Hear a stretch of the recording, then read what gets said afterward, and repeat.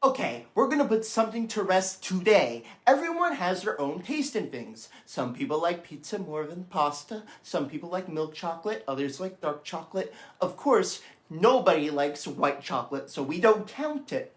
Point is, there's always sides, and there's no expectation with Marvel and DC fans. I gotta say, to begin with, fan bases of any type can be toxic. I do think DC fanboys, especially people who stand by Zack Snyder's Justice League and will be buried with the Blu-ray copy, are the worst.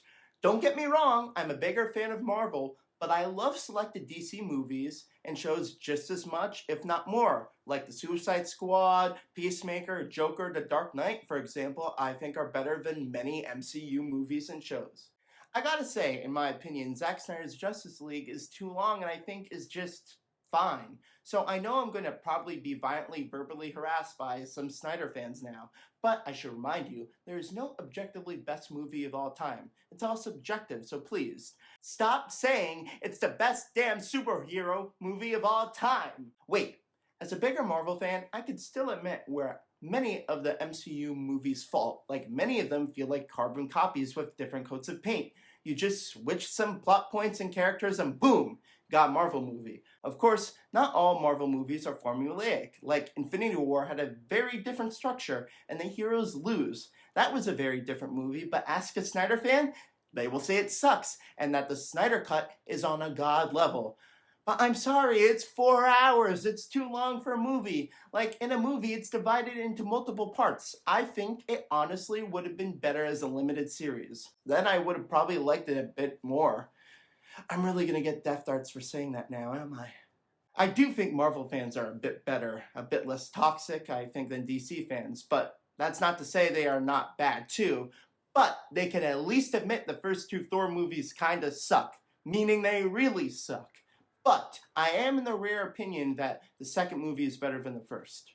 The minority.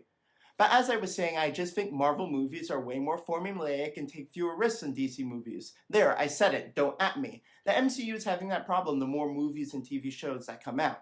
They have a copy and paste model. Now, does that take the enjoyment out of them? No, but I do think it makes the movies feel a little bit less creative than they could be. My major problem with Marvel movies is that they use too many special effects rather than practical effects.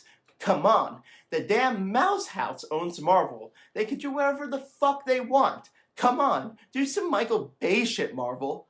Also, I would like to mention Eternals here for being a Marvel movie with actual sunsets and not fake ones.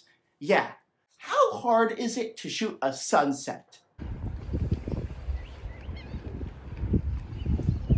Not that fucking hard! But it does not matter how you feel. Some DC and Marvel fans just cannot admit that the other side makes good and bad movies sometimes.